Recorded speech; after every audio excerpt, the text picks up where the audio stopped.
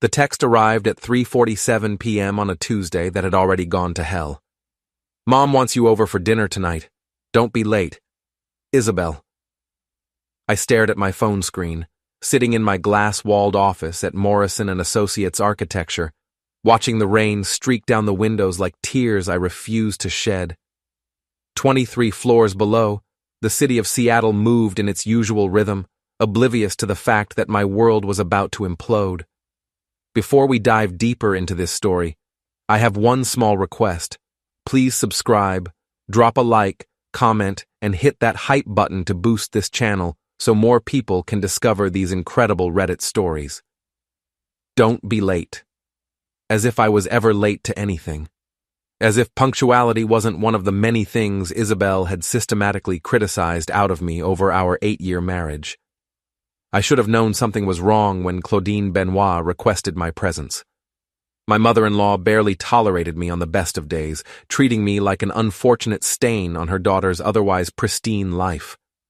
The woman had made it clear from day one that her precious Isabel had married beneath her station. The drive to Claudine's Bellevue mansion took 45 minutes through Seattle traffic.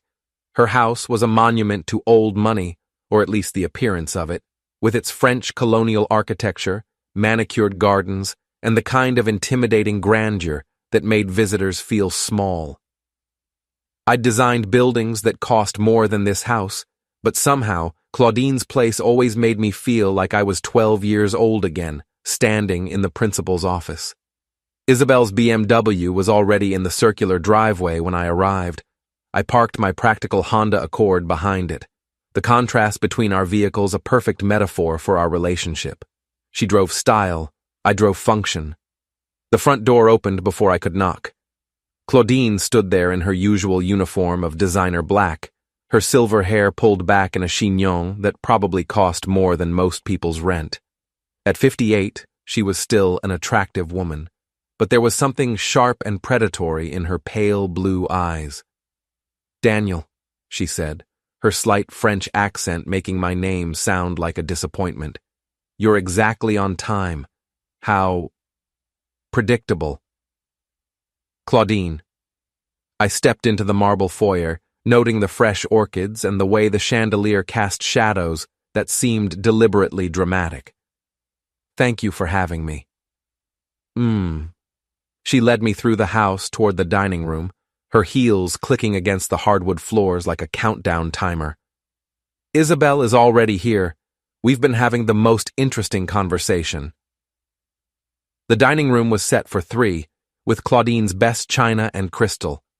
Isabel sat at the far end of the mahogany table, looking stunning as always in a burgundy dress that complemented her dark hair and olive skin. She glanced up when I entered, and I caught something in her expression. Guilt, maybe, or anticipation. It was gone so quickly I might have imagined it. "Hello, darling," she said, offering her cheek for a kiss. Her perfume was different, something French and expensive that I didn't recognize. "Hi." I kissed her cheek, noting how she tensed slightly at the contact. "How was your day?" "Busy. The Laurent account is taking up all my time at the agency." She picked up her wine glass, avoiding my eyes. "You know how demanding French clients can be." Claudine laughed, a sound like silver bells with sharp edges. "Oh, yes, the French can be quite particular about getting what they want." She poured me a glass of wine without asking if I wanted one. "Especially when it comes to matters of the heart." I sat down, accepting the wine and trying to read the undercurrents in the room. Something was happening here, something I wasn't quite grasping. The two women exchanged a look across the table, and Isabel smiled in a way that didn't reach her eyes. "Daniel," Claudine said, settling into her chair with feline grace. "Isabel was just telling me about her new project. Such an exciting opportunity for her career." "The Laurent account," I said. "You mentioned it." "Etienne Laurent," Isabel said, and there was something in the way she said the name that made my stomach tighten. "He's opening a luxury hotel chain on the West Coast. The marketing contract could make my career." "How wonderful for you." I took a sip of wine, noting it was a vintage that probably cost more than I made in a week. Tell me about him. Another look passed between the women. Claudine leaned forward slightly, her eyes bright with malicious amusement. Oh, Etienne is quite charming, she said. Very handsome, very sophisticated. The kind of man who knows how to appreciate a woman's talents. Mother, Isabel said sharply. What? I'm simply saying he has excellent taste. Claudine's smile was razor thin. Don't you think so, ma chérie? And then it happened, the moment that changed everything. Claudine turned to Isabelle and, in rapid French, said, Tu devrais lui dire maintenant. Il va découvrir de toute façon. Au moins comme ça, tu auras le contrôle. You should tell him now. He's going to find out anyway. At least this way, you'll have control. Isabelle responded without thinking. Non, pas encore. Etienne dit qu'il faut attendre le bon moment, après le contrat. No, not yet. Etienne says we need to wait for the right moment. After the contract. They both assumed I didn't understand. Why would I? I was just Daniel, the predictable architect who drove a Honda and wore off-the-rack suits. What would I know about French? What they didn't know was that I'd spent 2 years in Paris during college, studying architecture at École Spéciale. What they didn't know was that I'd been fluent in French for over 15 years. What they didn't know was that I'd just heard my wife discussing her affair with a client and the timing of when to destroy my life. I took another sip of wine, keeping my expression neutral while my world crumbled around me. The room felt suddenly cold, despite the warm lighting and the fire crackling in the fireplace. I'm sorry, I said in English, setting down my glass carefully. What were you two discussing? It sounded important. Claudine's smile widened, and she switched back to French, clearly enjoying herself. Nous parlions de la façon dont Isabelle va enfin avoir la vie qu'elle mérite, avec un homme qui peut lui donner tout ce qu'elle désire. We were talking about how Isabelle is finally going to have the life she deserves, with a man who can give her everything she wants.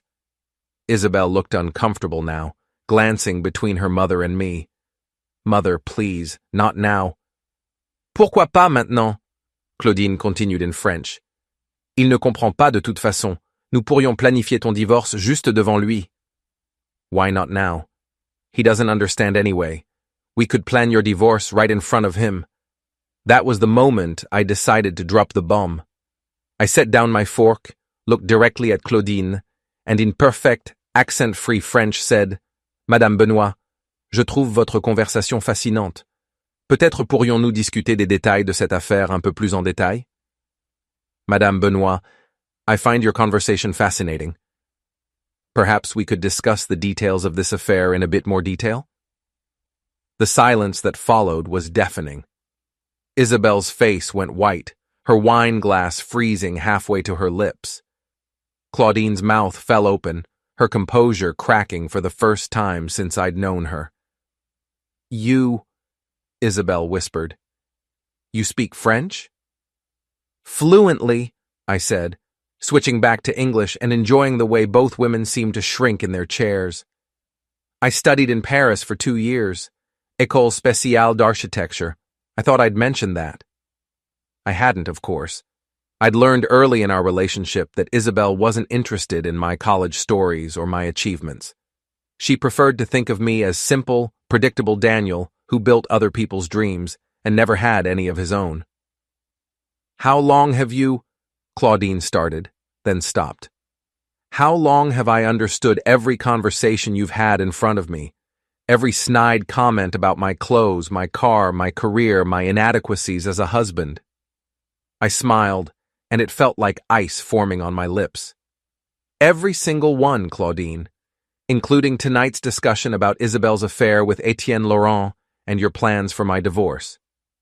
Isabelle set down her wine glass with shaking hands.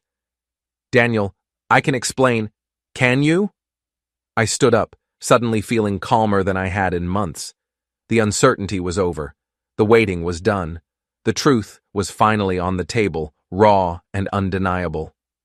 Please, by all means, explain how you're sleeping with your client while your mother plans my humiliation. Explain how you've been lying to my face while discussing your future with another man in a language you thought I couldn't understand. It's not what you think. It's exactly what I think. I walked around the table, noting how both women tensed as I approached. The question is, what are we going to do about it? I leaned down and kissed Isabel's forehead, gentle as a benediction. She flinched away from me. "Thank you for dinner, Claudine," I said politely. It was illuminating. "Isabel, I'll see you at home. We have a great deal to discuss." I walked out of that house feeling like a different person than the one who had entered. Behind me, I could hear Claudine hissing at Isabel in rapid French, their voices rising in panic and recrimination. Apparently, the only thing I hadn't designed in this marriage was a trap for my own humiliation, but that was about to change. If they wanted to play games, I'd show them what happened when an architect decided to build something new, something devastating. I didn't go home immediately. Instead, I drove to Pike Place Market and sat in my car, watching the late evening crowd thin out while I processed what I'd learned. The rain had stopped, but the windshield was still streaked with water, distorting the neon signs and streetlights into abstract patterns of color and light. Etienne Laurent. I pulled out my phone and did a quick search. The results were impressive and nauseating in equal measure. 41 years old, CEO of Laurent Luxury Holdings, based in Paris with recent expansion into North America. Handsome in that effortless European way, with silver-touched dark hair and the kind of confident smile that suggested he'd never been denied anything he wanted, including my wife, apparently. I scrolled through images of him at various business functions and charity galas, always impeccably dressed, often with beautiful women on his arm. In one photo from a Seattle business journal, I recognized the woman beside him. Isabel, radiant in a black cocktail dress I'd never seen before, looking up at him with an expression I hadn't seen her direct at me in years. The caption read, "Laurent Luxury Holdings CEO Etienne Laurent with marketing consultant Isabel Moore at the Bellevue Arts Foundation Gala." Marketing consultant. Not marketing manager at Peterson and Associates, where she actually worked. The lie was so casual, so effortless, that it made me wonder how many others I'd missed. I drove home through the quiet streets of our Redmond neighborhood, past the perfect lawns and perfect houses filled with perfect families who probably weren't lying to each other in multiple languages. Our house sat at the end of a cul-de-sac, a modern minimalist design I'd been proud of when we'd built it 5 years ago. Now it looked cold and sterile, like a museum exhibit of a marriage that had died without anyone bothering to plan a funeral. Isabel's BMW wasn't in the driveway yet. Good. I needed time to think, to plan, to decide exactly how I wanted to handle this. Inside, the house felt different. Every room, every piece of furniture, every carefully chosen decoration now seemed like evidence of a lie I'd been living. The open floor plan I'd designed to bring us closer together had instead created spaces where we could avoid each other with architectural precision. I poured myself a scotch, the good stuff, a bottle of Macallan 18 that Isabel had bought me for my last birthday, and sat down in my home office. The room was lined with bookshelves filled with architecture texts, project portfolios, and scale models of buildings I'd designed. My achievements, my passion, my life's work, none of which had been enough to keep my wife interested. The laptop was password protected, but I knew Isabel's habits. She used the same password for everything. Bella 2015, the year we'd bought this house. She'd never been good with security, always assuming that people were exactly who they appeared to be. Her email was a treasure trove of deception. The affair had been going on for 4 months, starting with professional meetings that gradually became personal dinners, then weekend business trips to Vancouver, where Laurent was scouting locations. The progression was depressingly predictable, but the details were what made my hands shake as I scrolled through message after message. "Mon chéri," one email began, Last night was incredible. I can't stop thinking about the way you touched me at the hotel. Daniel suspects nothing. He's so wrapped up in his buildings that he barely notices I exist. I've never felt as alive as I do when I'm with you. Another, more recent. Etienne, we need to be careful. Mother thinks we should tell Daniel soon, but I'm not ready. The Laurent contract could set me up for life, and I don't want to complicate things until it's signed. Can you wait a little longer? I promise it will be worth it. His responses were equally damning, written in a mixture of English and French that painted a picture of a man who collected beautiful things and discarded them when he grew bored. He called her Ma Belle Isabelle and made promises about their future together that I suspected he had no intention of keeping. But it was the final email, sent just 3 hours ago, that made me set down my scotch with careful precision. Darling, Mother is insisting on having Daniel to dinner tonight. She wants to test the waters about a divorce. I told her it's too soon, but you know how she gets. She thinks he's too stupid to catch on, and honestly, she might be right. He's never shown any interest in my work or my life outside of his precious buildings. I'll call you after dinner and let you know how it goes. Je t'aime. Too stupid to catch on. Never shown any interest in her work. I closed the laptop and sat back in my chair, feeling something cold and sharp crystallizing in my chest. It wasn't heartbreak. That would come later, in quiet moments when I wasn't expecting it. This was something else, something calculating and precise and absolutely merciless. If Isabelle wanted to play games, I'd show her what happened when someone with my particular skills decided to get creative. I spent the next hour going through her other accounts. Social media, banking, credit cards, phone records. The digital footprint of an affair was surprisingly extensive when you knew what to look for. Hotel bills charged to her personal credit card, expensive dinners at restaurants we'd never been to together, lingerie purchases from boutiques I'd never heard of. The most damning evidence was in her phone, which she'd left charging on the kitchen counter. The same password, the same casual assumption that I was too stupid or too trusting to look. The text messages were worse than the emails. More immediate, more intimate, more cruel. Screenshots of conversations where she mocked my boring career, my predictable personality, my apparent inability to satisfy her in bed. Laurent's responses encouraged her complaints, positioning himself as her savior from a life of suburban mediocrity. One exchange from last week made me pour another scotch. Isabelle. He actually asked me if I wanted to go to some architecture conference in Portland next month, like I'd want to spend a weekend listening to him talk about building codes and sustainable materials. Etienne. Poor Ma Belle, trapped with such a dull man. Don't worry. Soon you'll be free to live the life you deserve. I'm planning something special for us in Paris next month. Isabelle. I can't wait. Sometimes I look at him and wonder what I was thinking when I married him. He's like a piece of furniture. Functional, but completely forgettable. Functional, but completely forgettable. 8 years of marriage reduced to a furniture comparison. I was still reading when I heard her car in the driveway. I quickly closed everything, cleared the browser history, and returned her phone to its charging station. By the time she walked through the front door, I was sitting in the living room with my scotch, looking like the boring, predictable husband she'd described to her lover. Daniel? Her voice was tentative, uncertain. We need to talk. She stood in the doorway between the kitchen and living room, still beautiful in that burgundy dress, but now I could see the calculation in her eyes.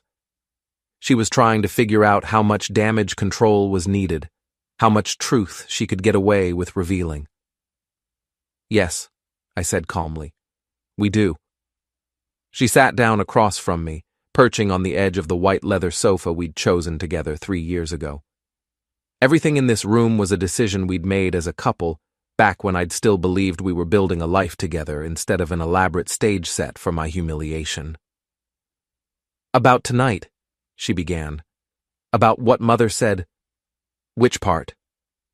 I took a sip of scotch, enjoying the way she flinched at my tone. The part where she discussed my inadequacies as a husband, or the part where you two planned the timing of my divorce? It's not like that. But her voice lacked conviction. Mother gets carried away sometimes. You know how she is. I know exactly how she is.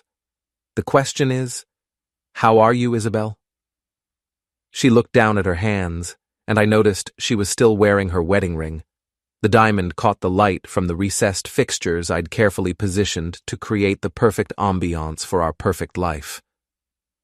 I'm confused, she said finally, about what I want, about what we have together. Are you confused about Etienne Laurent? The name hit her like a physical blow.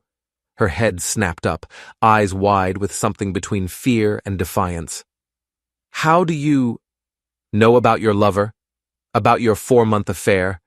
About your weekend trips to Vancouver and your plans to leave me after his contract is signed?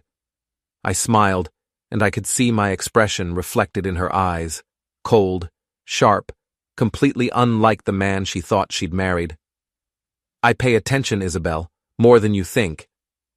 She was quiet for a long moment, and I could see her calculating, trying to figure out her next move. Finally, she straightened up, and some of her mother's arrogance crept into her posture. Fine, she said. Yes, I'm seeing Etienne. Yes, I'm thinking about leaving you. Are you happy now? Happy? I considered the question. No, I wouldn't say happy, but I am enlightened. What's that supposed to mean? I stood up, setting down my empty glass with deliberate care. It means that for the first time in years, I know exactly where I stand. It means the uncertainty is over. It means I can stop wondering why my wife seems so distant, so dissatisfied, so eager to spend time anywhere but here. Daniel? It means, I continued, walking toward the stairs, that I can stop being the boring, predictable, functional piece of furniture you married and start being something else entirely. What are you talking about? I paused at the bottom of the stairs and looked back at her. She was still sitting on the edge of the sofa, looking small and uncertain in that expensive dress. I'm talking about consequences, Isabel. I'm talking about what happens when someone with my particular skills decides to get creative. I smiled again, and this time I didn't bother to make it warm.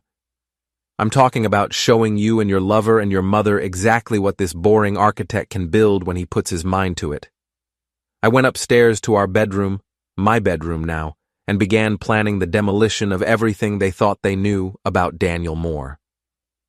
Tomorrow, the real construction would begin. I didn't sleep that night. Instead, I sat at my desk until dawn, sketching out plans with the same methodical precision I used for building designs. But instead of creating something new, I was planning a demolition. Isabel had retreated to the guest room after our conversation, claiming she needed space to think. Fine by me. I needed space to work. By morning, I had a comprehensive dossier on Etienne Laurent and a clear understanding of the battlefield I was entering. Laurent Luxury Holdings was expanding aggressively into the North American market, but the company's finances were more precarious than they appeared. Several of his European ventures were hemorrhaging money, propped up by increasingly desperate loans and creative accounting. More importantly, Laurent was married. His wife, Celeste Laurent, was the daughter of a prominent Parisian banking family and held significant shares in his company. A divorce would be financially catastrophic for him, which explained why he was being so careful about his affair with Isabel. The irony wasn't lost on me. He was playing the same game with my wife that she was playing with me, keeping his options open until the timing was right. I showered and dressed for work, choosing a charcoal gray suit that Isabel had always said made me look too serious. Perfect. Today, serious was exactly what I wanted to be. Isabel was in the kitchen when I came downstairs, still in her robe, clutching a cup of coffee like a lifeline. She looked like she hadn't slept either. "Daniel," she said as I poured my own coffee. "About last night." "What about it?" "I think we should talk to someone. A counselor, maybe. Work through this together. I turned to face her, noting the dark circles under her eyes and the way she couldn't quite meet my gaze. Work through what, exactly? Your affair? Your plans to divorce me? Your mother's involvement in humiliating me? It doesn't have to be this way. Her voice was small, uncertain. We could try to fix things. Fix things. I tasted the words, found them bitter. Tell me, Isabel, when you were in bed with Laurent, were you thinking about fixing things with me? She flinched as if I'd slapped her. That's not fair. Fair? I laughed, and the sound was harsh even to my own ears. You want to talk about fair? Is it fair that I've spent 8 years building a life with someone who sees me as a piece of furniture? Is it fair that you've been planning my divorce while I've been planning our anniversary trip? Anniversary trip? She looked genuinely confused. Hawaii. Next month. I made reservations at that resort you mentioned last year. I shook my head. But I suppose you'll be busy in Paris with your lover instead.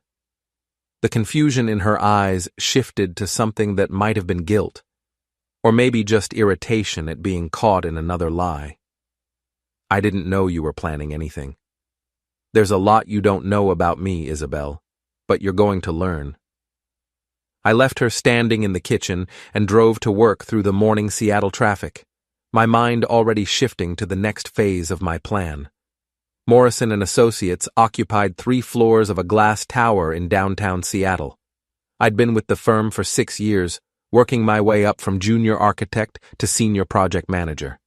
My colleagues respected my work, even if they found me a bit reserved. What they didn't know was that I'd been saving that reservation for my personal life, where I'd foolishly believed it was safe to be vulnerable. That ended today. My first stop was HR, where I had a carefully casual conversation with Janet Morrison, the founder's daughter and the firm's director of human resources. Janet was in her mid-40s, divorced, and had always been friendly toward me in a professional way. Daniel, she said when I knocked on her office door. Come in. How are you doing? I've been better, I said, settling into the chair across from her desk. I'm dealing with some personal issues that might affect my work, and I wanted to be upfront about it. Janet's expression shifted to concern. She was good at her job, and part of that job was reading people. What's going on? My marriage is falling apart. I let just enough pain show in my voice to make it believable. Isabel is having an affair with one of her clients. I just found out. Oh, Daniel. Janet leaned forward, her professional demeanor softening. I'm so sorry. That must be devastating. It is. But what makes it worse is that the client is someone we might end up working with. Etienne Laurent, from Laurent Luxury Holdings. He's been courting us for a hotel project, and now... I shrugged helplessly. I don't know how to handle the conflict of interest. Janet's eyes sharpened. She understood immediately. That's definitely a problem. If your wife is involved with a potential client, there could be ethical issues, not to mention the personal complications for you. I don't want to cause problems for the firm, I said. But I also can't pretend this isn't happening. Laurent has been pushing hard for a meeting, and I'm not sure I can handle being in the same room with him right now. Let me handle Laurent, Janet said firmly. I'll have someone else take over any communications with his company. As for your wife... She paused delicately. Is she aware that her relationship could impact her own career? I don't think she's considered the professional implications, I said, which was true enough. She works for Peterson and Associates, and they have strict policies about client relationships. Janet nodded knowingly. The marketing world was small in Seattle, and everyone knew everyone else's business. I'll make some discreet inquiries. Sometimes these things have a way of sorting themselves out. I thanked her and left her office, knowing that within 24 hours the Whisper network would be buzzing with speculation about Isabel's inappropriate client relationship. In a city like Seattle, reputation was everything, and Janet Morrison's discreet inquiries would be anything but. My next stop was the boxing gym I'd joined 6 months ago but rarely used. Iron Temple was in a converted warehouse in Georgetown, the kind of place where serious fighters trained and office workers came to pretend they were tough. I'd signed up during a brief fitness kick that Isabel had mocked into extinction, but now I had different reasons for being there. The gym smelled like sweat and determination, echoing with the sounds of heavy bags being pummeled and jump ropes hitting concrete floors. I found the owner, Mickey Torino, in his office reviewing training schedules. Mickey was in his 60s, a former middleweight who'd trained champions before opening his own place. He was compact and weathered, with intelligent eyes that missed nothing. "More," he said when I knocked on his doorframe. "Haven't seen you in months.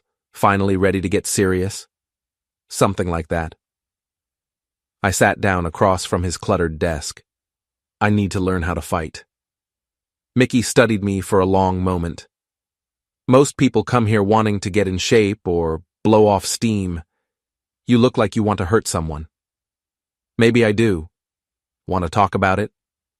I found myself telling Mickey about Isabel, about the affair, about the humiliation of discovering that my wife saw me as weak and predictable. I didn't mention my plans for revenge. Mickey struck me as the type who might try to talk me out of them. "Women," Mickey said when I finished. "Can't live with them. Can't legally hit them with a baseball bat." I laughed despite myself. Something like that. "Look, kid, I've seen a lot of guys come through here after their wives screwed them over. Some of them channel that anger into something productive. Others just let it eat them alive." He leaned forward. "Which one are you going to be?" "The productive kind." "Good. But let me tell you something about fighting. It's not about throwing punches. It's about leverage. It's about finding your opponent's weakness and exploiting it. It's about making them defeat themselves."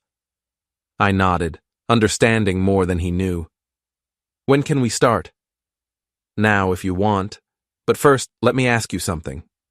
This guy your wife is screwing around with, you planning on confronting him?" "Eventually." "Then you need to understand something. Real fighting isn't about being the toughest guy in the room. It's about being the smartest. You don't win by being stronger than your opponent. You win by making them make mistakes." Over the next 2 hours, Mickey taught me the basics of boxing: stance, footwork, how to throw a proper punch without breaking my hand. But more importantly, he taught me about strategy, about patience, about waiting for the right moment to strike. "Your wife and her boyfriend think they're in control," he said as we wrapped up the session. "They think they're calling the shots, but they've made a mistake." "What's that?" "They underestimated you, and that's the kind of mistake that gets people hurt." I left the gym feeling different, not just physically tired but mentally focused in a way I hadn't been in years. The anger was still there, but it was controlled now, channeled into something useful. That evening, I had dinner alone at a restaurant downtown, taking my time over a good steak and a bottle of wine while I refined my plans. Isabel texted twice, asking when I'd be home, but I didn't respond. Let her wonder. Let her worry. Let her start to understand what uncertainty felt like. When I finally returned to the house, it was after 10 o'clock. Isabel was waiting in the living room, still dressed but clearly anxious. "Where were you?" she demanded. "I was worried." "Were you?" I hung up my jacket with deliberate care. "How unusual." "Daniel, please. We need to talk about this like adults." "Adults." I poured myself a scotch from the bar cart we'd received as a wedding gift. Do adults lie to their spouses for 4 months? Do adults plan divorces in foreign languages? Do adults mock their partners to their lovers? Her face went pale. "How do you know about what? Your text messages? Your emails? Your detailed descriptions of how boring I am in bed?" I took a sip of scotch, enjoying the way she seemed to shrink into herself. "I know a lot of things, Isabel. The question is, what are you going to do about it? What do you want from me?" Her voice was barely a whisper. "I want you to understand something," I said, moving closer until I was standing directly in front of her. I want you to understand that the man you married, the boring, predictable, functional piece of furniture, that man is gone. What you have now is someone who knows exactly who you are and exactly what you've done. You're scaring me. Good. You should be scared, because tomorrow the real fun begins. I finished my scotch and headed upstairs, leaving her alone with her fear and her guilt and her rapidly diminishing options. In my office, I pulled up the architectural plans I'd been working on. Not for a building this time, but for something far more complex and infinitely more satisfying. The systematic destruction of everyone who had betrayed me. The next morning brought the first tangible results of my planning. I was in my office at Morrison & Associates, reviewing blueprints for a residential complex, when my phone buzzed with a text from an unknown number. "This is Etienne Laurent. I believe we need to talk. Café Presse, 2 p.m. today. Come alone." I stared at the message, feeling a cold smile spread across my face. Laurent was making his first mistake, assuming he could intimidate me, control the narrative, manage the situation like any other business problem. He had no idea what he was dealing with. I typed back, "I'll be there." Café Presse was a French bistro in Capitol Hill, the kind of place that served overpriced coffee to people who wanted to feel sophisticated. I arrived 15 minutes early and chose a table in the back corner where I could watch the entrance. At exactly 2 p.m., Etienne Laurent walked in. He was even more impressive in person than in his photographs. Tall, elegantly dressed in a charcoal suit that probably cost more than my car payment, with the kind of effortless confidence that came from never being denied anything. He moved through the cafe like he owned it, drawing glances from other patrons. "Daniel Moore," he said, extending his hand as he reached my table. His accent was subtle, but unmistakable. "Thank you for coming." I stood and shook his hand, noting his firm grip and the expensive watch on his wrist. "Mr. Laurent, I was curious to hear what you had to say." We sat down across from each other, two men who shared nothing except a woman who was lying to both of us. The irony was delicious. "I'll be direct," Laurent said after ordering an espresso. "I know this situation is difficult for you, but I want you to understand that what's happening between Isabel and me is not casual. We have genuine feelings for each other." "How romantic." I sipped my coffee, keeping my expression neutral. "Tell me, does your wife share those feelings?" For the first time, Laurent's composure cracked slightly. "My wife?" "Celeste Laurent, daughter of the Dubois banking family, your business partner and the mother of your 2 children. I smiled pleasantly. "Did you mention her to Isabel, or is that another one of those inconvenient details you've chosen to omit?" Laurent recovered quickly, but I'd seen the flash of surprise in his eyes. He hadn't expected me to do my homework. "My marriage is complicated," he said carefully. "Celeste and I have an understanding." "I'm sure you do. Just like Isabel and I had an understanding that she wouldn't sleep with her clients." I leaned forward slightly. "But understandings have a way of changing, don't they?" "What do you want, Daniel?" Laurent's voice had hardened, the charm replaced by something colder. "Money? I'm prepared to make this worth your while." "You want to pay me off?" I laughed, genuinely amused. "That's your solution? Write a check and make the inconvenient husband disappear?" "I'm trying to handle this like a gentleman." "A gentleman." I tasted the word, found it bitter. Is it gentlemanly to seduce another man's wife? Is it gentlemanly to make promises you have no intention of keeping? Is it gentlemanly to lie to a woman about your marital status while she plans to destroy her own marriage? Laurent's jaw tightened. "You don't understand the situation." "I understand it perfectly.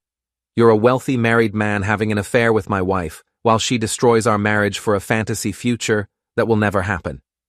You're using her for sex and business connections, while she's using you for career advancement and an escape from her boring life."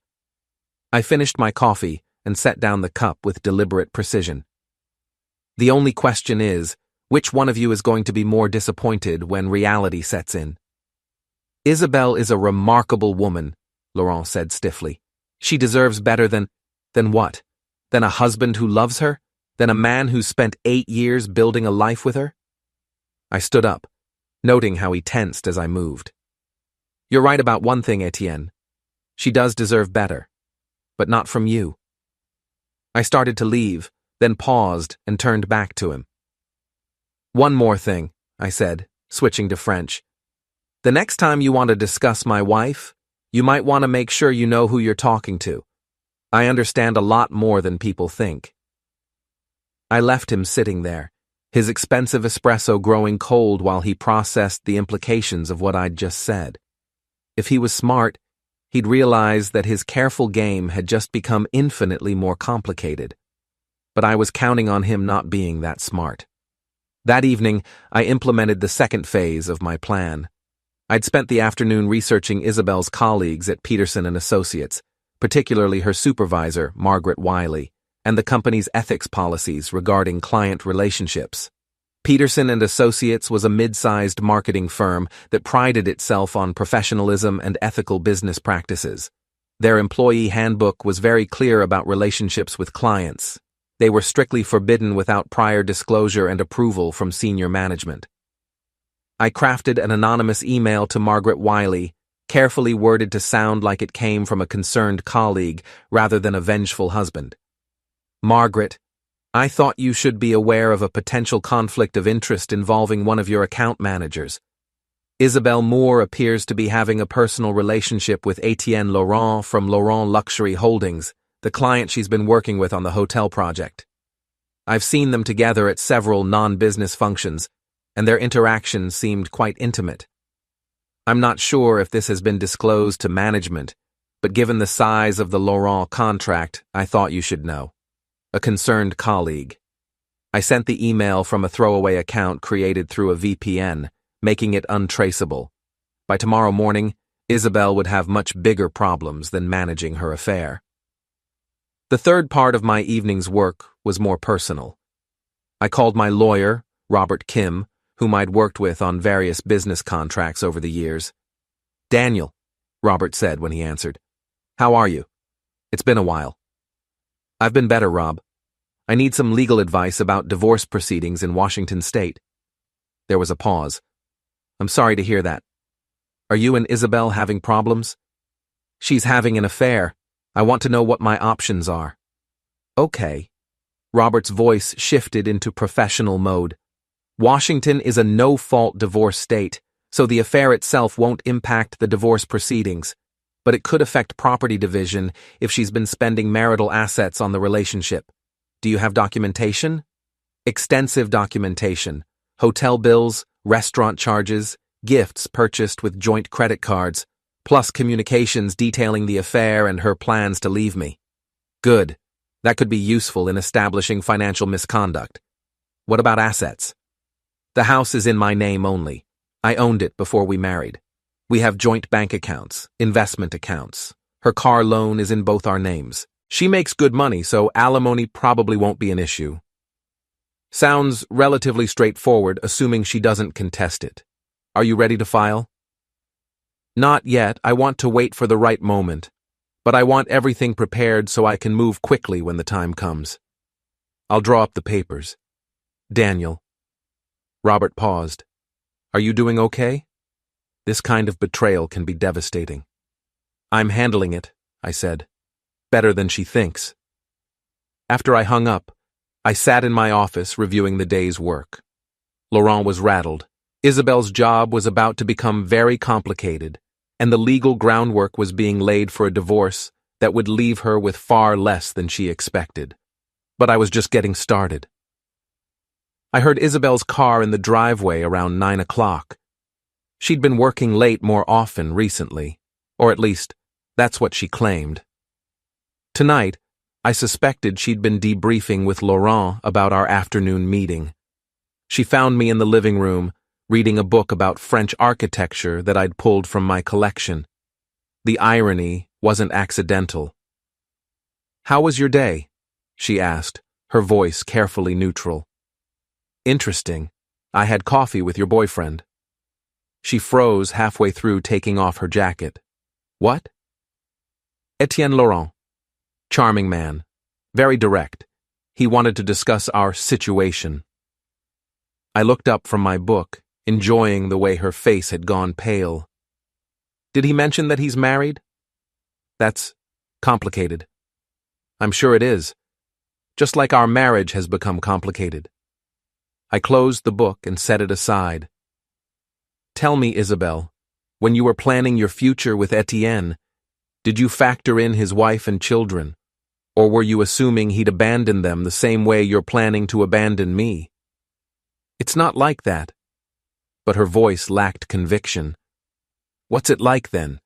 Explain it to me. She sat down across from me, and I could see her struggling to find words that would make her betrayal sound reasonable. I'm not happy, Daniel. I haven't been happy for a long time. We're like strangers living in the same house. And whose fault is that? Both of ours, maybe. But Etienne makes me feel alive again. He makes me feel like I matter. You've always mattered to me. Have I? When was the last time you asked me about my dreams, my goals, what I wanted from life? When was the last time you looked at me like I was the most important thing in the world? The accusation stung because there was truth in it. Somewhere along the way, we'd stopped seeing each other clearly, but that didn't justify what she'd done. When was the last time you told me your dreams? I countered. When was the last time you asked about mine? Marriage is a partnership, Isabel. It requires effort from both people. I know that, but it also requires passion, excitement, the feeling that you're building something amazing together. When did we stop having that? I don't know. But I know when you stopped trying to find it with me. We sat in silence for a moment, the weight of 8 years and 1,000 small failures hanging between us. What happens now? She asked finally. Now you have to decide what you want. But you should know that your choices have consequences. For both of us. What does that mean? I stood up, suddenly tired of the conversation. It means that actions have reactions, Isabel. It means that when you destroy something, you don't get to control what grows in its place. I went upstairs, leaving her alone with her guilt and her increasingly limited options. Tomorrow would bring new challenges for her, new complications she hadn't anticipated. And I would be there to watch it all unfold, the architect of her destruction, building something beautiful and terrible from the rubble of our marriage. Margaret Wiley called Isabel into her office at 9:15 a.m. the next morning. I knew this because Isabel texted me in a panic. Emergency meeting with Margaret. Something's wrong. Call you later. I was in my own office, pretending to review construction specifications while actually monitoring the fallout from my anonymous email.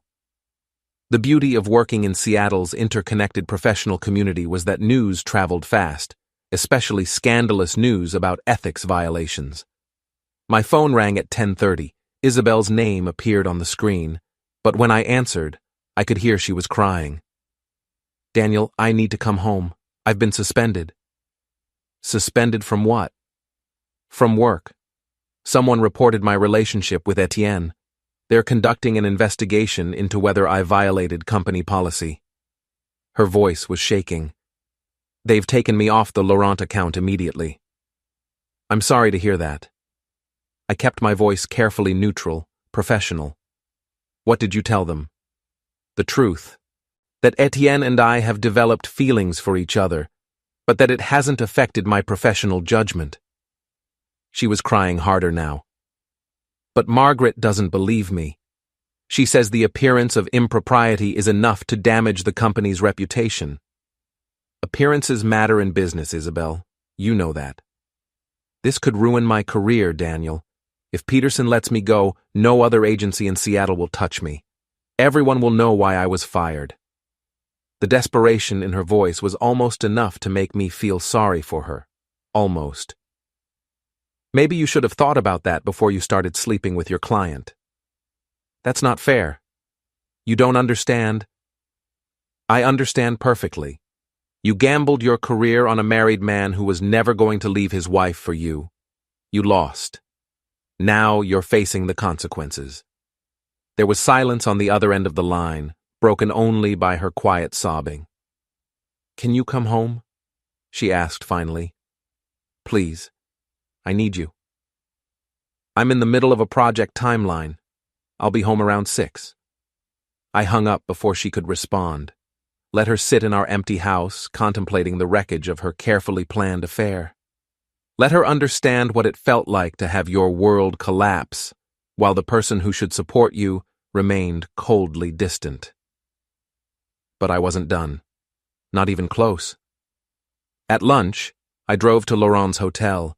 He was staying at the Four Seasons naturally, in a suite that probably cost more per night than most people made in a week. I didn't try to see him. That would come later. Instead, I had a conversation with the concierge, a young man named Marcus, who was eager to please a potential guest. "I'm thinking about booking a suite for my anniversary," I told him, pulling out my phone. "My wife mentioned that a friend of ours, Etienne Laurent, is staying here and loves it. Could you tell me what type of suite he has?" Marcus checked his computer. "Mr. Laurent is in the presidential suite on the 23rd floor. It's our finest accommodation, with panoramic city views and a full kitchen." "Perfect. And I assume he's been enjoying the hotel's amenities?" "Oh yes, he's been a wonderful guest. He's dined at our restaurant several times, always with the same lovely companion." Marcus smiled conspiratorially. They make a very attractive couple.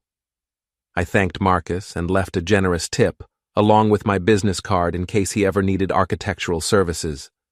What Marcus didn't know was that I'd just recorded our entire conversation on my phone. That afternoon, I made another call to Robert Kim. "Rob, it's Daniel. I need to accelerate the divorce timeline." "What's happened?" "Isabel's been suspended from her job for the affair. She's vulnerable right now, which means she might be more willing to negotiate a reasonable settlement. Or she might dig in and fight harder because she has less to lose. I don't think so. She's scared. Her career is in jeopardy, her affair is public knowledge, and her lover is about to have his own problems. She'll want this resolved quickly and quietly." "What kind of problems is the lover going to have?" I smiled, even though Robert couldn't see it. "The kind that happen when his wife finds out about his American girlfriend." There was a pause. "Daniel, please tell me you're not planning anything illegal." "Nothing illegal, just informative. Be careful. Revenge has a way of backfiring." "This isn't revenge, Rob. It's consequences." That evening, I stopped at the boxing gym before going home. Mickey was working with a young heavyweight, calling out combinations while the fighter pounded a heavy bag with methodical precision. "Moore?" Mickey called when he saw me. "You look like a man with something on his mind." "My wife got suspended from her job today. For the affair." Mickey nodded approvingly. "Good. Actions have consequences. How's she handling it?" "Not well. She's scared, desperate. Wants me to comfort her." "And will you?" I considered the question while I wrapped my hands for training. "I don't know who I am anymore, Mickey. For 8 years, I was the supportive husband, the understanding partner, the man who put her needs first, but that man was a fool. Maybe. Or maybe he was just trusting the wrong person." Mickey held the heavy bag while I threw combinations, each punch carrying months of suppressed anger. "The question is, who do you want to be now? Someone who doesn't get taken advantage of." "Good. But remember what I told you about fighting smart. Don't let anger make you stupid." I spent an hour working out, pushing my body until the physical exhaustion matched my emotional fatigue. When I finally drove home, I felt clearer, more focused. Isabel was waiting in the kitchen, a bottle of wine open on the counter. She'd changed into a black dress I'd always liked, and her makeup was carefully applied to hide the evidence of her earlier tears. "I made dinner," she said when I walked in. "Your favorite, beef bourguignon." The smell was incredible, rich and complex. She was an excellent cook when she wanted to be, which had become increasingly rare over the past few years. Thank you.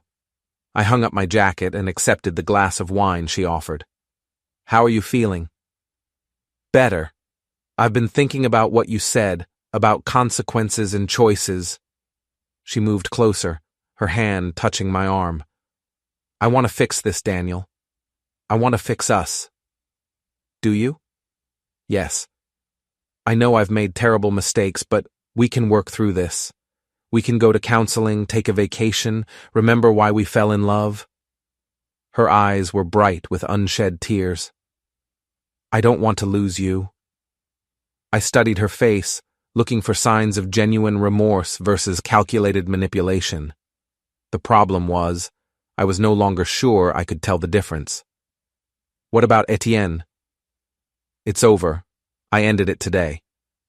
She moved closer, her body pressed against mine. He was never what I thought he was. You're my husband. You're the one I should have been fighting for all along. And if I hadn't found out, would you still be planning your divorce and your new life in Paris? She flinched, but didn't pull away. I don't know. Maybe.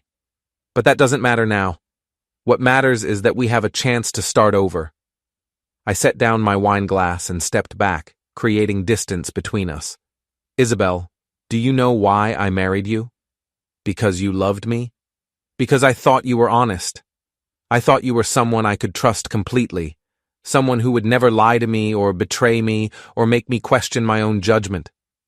I shook my head. But you've been lying to me for months, about where you were, who you were with, how you felt about our marriage. You've been planning to leave me while letting me believe we were building a future together. I know, and I'm sorry. Sorry doesn't fix broken trust, Isabel. Sorry doesn't undo 4 months of betrayal. Sorry doesn't erase the things you said about me to your lover. Her face went pale. What things? That I was boring, predictable, forgettable. That you wondered what you were thinking when you married me. I smiled coldly. Did you think I wouldn't find out? Did you think I was too stupid to piece it together? Daniel, those things I said, I was angry, confused. I didn't mean them. You meant them enough to say them. You meant them enough to plan a life without me. I picked up my wine glass again, noting how my hand was perfectly steady. The question is, what do we do now? We fight for our marriage. We remember what we mean to each other. What do you mean to me, Isabel? The question seemed to catch her off guard. She opened her mouth, then closed it, struggling for an answer. I'm your wife, she said finally. You're the woman I married. But wives don't betray their husbands. Wives don't lie and cheat and plan secret divorces. Wives don't mock their partners to their lovers. I finished my wine and set the glass down with deliberate care. So what are you exactly? I'm someone who made terrible mistakes, but wants to make things right. And I'm someone who's tired of being taken for granted. I walked toward the stairs, then paused and looked back at her. She was standing in the kitchen surrounded by the dinner she'd made, the wine she'd opened, the seduction scene she'd carefully orchestrated, looking lost and desperate and suddenly very young. The beef bourguignon smells wonderful, I said, but I'm not hungry anymore. I left her there and went upstairs to my office, where I had one more task to complete before the day was over. I pulled up my computer and began composing an email to Celeste Laurent in Paris. It was time for Etienne's wife to learn about her husband's American business trip. After all, every marriage deserved honesty, even if mine was beyond saving. Celeste Laurent arrived in Seattle on a Thursday morning flight from Paris. I know this because I'd been monitoring Etienne's hotel reservations and noticed that his presidential suite booking had been changed from single occupancy to double, with a notation about airport pickup service. I was having coffee at a cafe across from the Four Seasons when the Blacktown car pulled up. Even from a distance, I could see the tension in Etienne's posture as he helped an elegant blonde woman out of the car. Celeste Laurent was beautiful in that effortless French way, with perfect posture and the kind of expensive clothes that whispered rather than shouted their cost. She was also clearly furious. Even from across the street, I could see the rigid set of her shoulders, the way she walked slightly ahead of her husband, the careful distance she maintained between them. My email had done its job. I'd kept the message simple and direct. Madame Laurent, I regret to inform you that your husband is having an affair with my wife Isabelle Moore during his business trip to Seattle. I thought you deserved to know. I have documentation if you require proof. Daniel Moore. I'd included her husband's hotel information, Isabel's workplace details, and several photographs I'd taken of them together. Nothing illegal, nothing obtained through questionable means, just the truth, presented clearly and without editorial comment. Apparently, Celeste Laurent was the type of woman who preferred to handle problems in person. My phone buzzed with a text from Isabelle. Etienne's wife is here. She knows everything. This is a disaster. I typed back, yes, it is. 20 minutes later, my phone rang. Etienne Laurent's name appeared on the screen. You bastard, he said without preamble when I answered. You contacted my wife. I did. She deserved to know the truth. You have no idea what you've done. Celeste controls 40% of my company. She could destroy me. Then you probably shouldn't have been cheating on her. This is between you and me, Daniel. Leave my family out of it. Your family was in it the moment you decided to sleep with my wife. I was walking through Pike Place Market, surrounded by tourists and vendors, feeling oddly calm despite the rage in Laurent's voice. Besides, I thought you said Celeste understood about your affairs. That's different. Different how? Because this time you got caught? Because this time there are consequences? You don't understand the situation? I understand it perfectly. You're a married man who thought he could have an affair without anyone getting hurt. You were wrong. I paused at a flower vendor, admiring the bright blooms. How is Celeste handling the news? She's upset. I imagine she is. Finding out your husband is planning to leave you for his American mistress must be quite a shock. I never said I was leaving Celeste.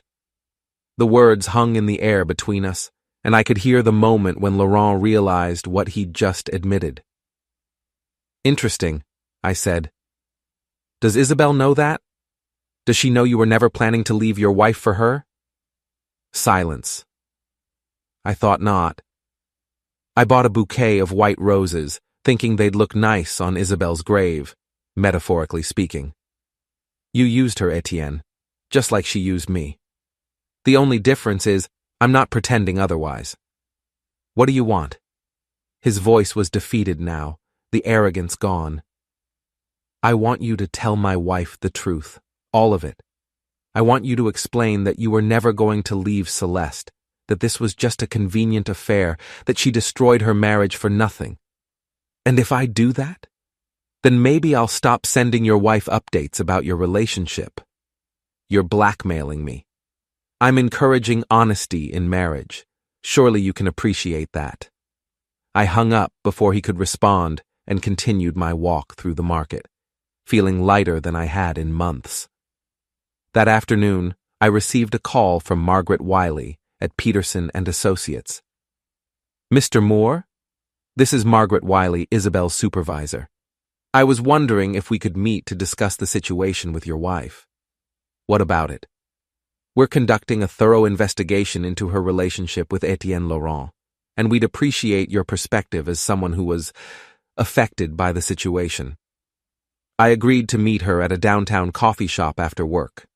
Margaret was a sharp-eyed woman in her early 50s, with the kind of professional demeanor that suggested she'd dealt with her share of workplace drama. I want to be clear, she said after we'd ordered coffee, that this conversation is confidential. We're trying to understand the full scope of what happened so we can make appropriate decisions about Isabelle's future with the company. I understand. What would you like to know?